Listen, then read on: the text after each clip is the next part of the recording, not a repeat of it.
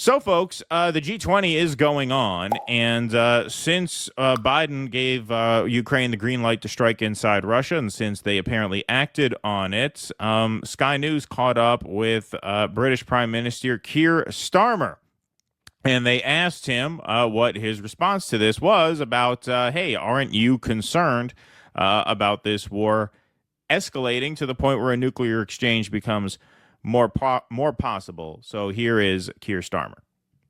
Minister, the Ukraine-Russia war has been raging for 1,000 days. Ukraine wants to end the war. Russia confirms 6 long-range US missiles have now been fired into their territory.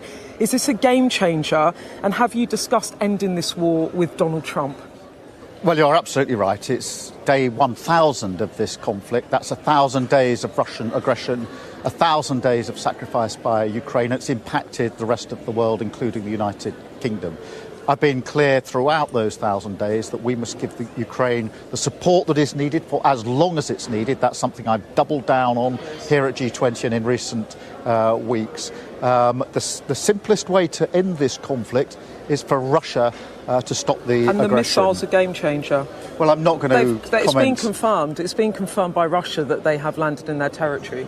Beth, you will understand. I'm not going to comment on operational details. In principle, are the missiles a game changer? In principle. The reason that I'm not going to comment is, I think, well understood, which is Putin is the winner if we do so, and it will undermine Ukraine, and I'm not prepared to do that. Just quickly, Russia's also threatened nuclear escalation. Are you comfortable with that when people at home are watching this, worrying that you could put us at risk? Well, it's very important. It's very important that we're steadfast in our support for Ukraine. Russia is the aggressor, even if Russia unleashes nuclear war. Russia.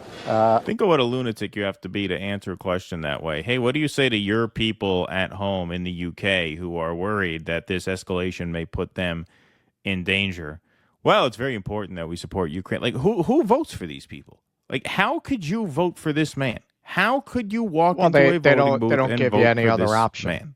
They don't give you any other option. It's controlled opposition. I mean, it is just unbelievable. Look what they they have did a to lot Jeremy of parties Corbyn. in the UK. It's not like a two-party system. You got choices. How the fuck do you vote for this man? If somebody who they don't want, just like what they did to Bernie, man, look what they did to Corbyn. Corbyn, all of a sudden, he's an anti-Semite. When you get this is part of the problem. So many of the people who reject media narratives don't vote. And the people who do vote are particularly susceptible to those narratives.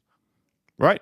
I mean, it is astonishing. It is astonishing that anybody could walk into a voting booth and vote for this guy. Look at just the absolute disregard he has for the security of his own people, which is your number one concern. Well, that's your first responsibility as president, as prime minister, is the safety and security of your people. That's as fundamental as it gets. That's 101. Sure. He goes on. Has to be the one that makes the move to stop this war. It's within their gift, but we must support Ukraine. Hold on. I want to backplay this because this is important too. The aggressor. Even and if Russia, it unleashes nuclear war. Russia has to be the one that makes the move to stop this war. It's within their gift, but we must. But why? Why is it? Why do they have to be the ones to stop? They're winning.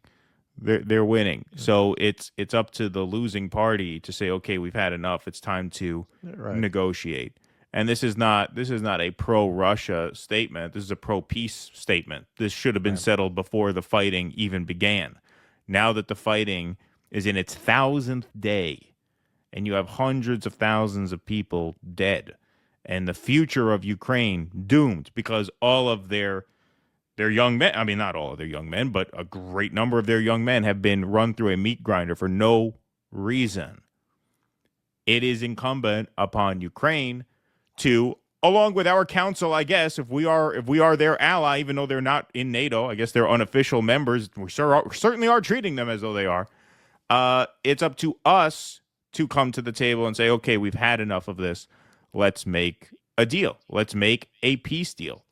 Don't forget, the terms that we outlined here as a sort of anti-war left were never unconditional surrender of Ukraine to Russia. But guess what? Russia never even asked for that.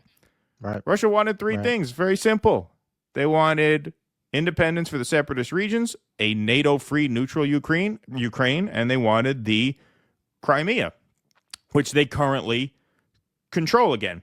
So given all of that, yes, it's incumbent upon the West as instigators of this to now be the peacemakers. What kind of a how detached from reality do you have to be to think that Russia is going to acquiesce to your wishes given how this war has gone? Like, you just have to be completely insane. Well, this is how completely detached our leadership class is from the will of the people. Who are the people who think this is a good idea? And actually, I can answer my own question. It goes back to what we were talking about. The PMCs who watch the media, who have the little Ukraine flag in their bio. Most of these people couldn't find Ukraine on a fucking map. Right. But you tell them, yeah, no, we have to save the Ukrainian people, and they just go along with it. It's tragic, and it is one flaw in democracy, because democracy assumes people's ability to reason through issues. And most people are deeply conformist and inclined to go along with narratives. That is why, and hey, look, I think the founders understood that. That's why they felt that a free press with an adversarial relationship to power was so important. If you look at one thing that is really broken at the heart of democratic process that has allowed people like this to become leaders, it's the media. It's the media. We don't have a free press. This woman, she's doing God's work here. This is, you don't see a lot of that on the BBC. You certainly don't see it in our own press. Well, she goes on a little more. She pushes him a little bit, and then she changes the subject. But I want you to see his final word on this. Support Ukraine. It's impacting not just Ukraine, it's impacting the rest of the world, including the UK. Is your message to viewers back home that there will not be a nuclear war? Because that is what Russia is threatening. My message is that we need to ensure that Ukraine is put in the best possible position. This is 1,000 days of conflict, and there is a very high cost if Russian aggression is seen to pay off, a cost that we will all pay, because this is not just about sovereignty in Ukraine. It's about our freedoms, it's about our way of life, and it impacts everybody across the United Kingdom. No, the very high cost that you will all pay is if there is a nuclear strike. That's the very high cost. How does it impact people in the UK? Right, and how does it impact? You could give all of Ukraine to Russia. How would that impact people in the UK? Yeah. How would that degrade their quality of life in any way, shape, or form? Of course. I mean, it's just who does that unbelievable. impact?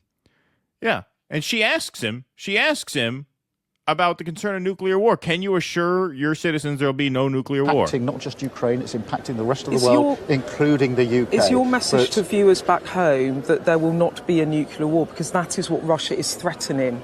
My message is that we need to ensure that Ukraine is put in the best possible position. I mean, that's an unbelievable answer.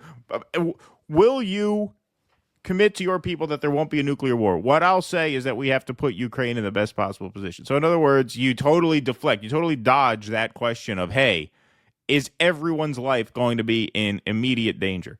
Yeah. Well, we just have to back Ukraine. I mean, look, we've seen this level of carelessness. This was way back in 2022 when J.D. Vance was debating Tim Ryan about Ukraine, about the Ukraine war. And, Tim Ryan was asked about, a nuclear war. Hey, do you worry, if you push Putin too far, will there be a nuclear strike? He kind of responds with the same level of nonchalantness as this guy would. Now it's just even crazier because now it has escalated. Now the war is past its 1,000th day.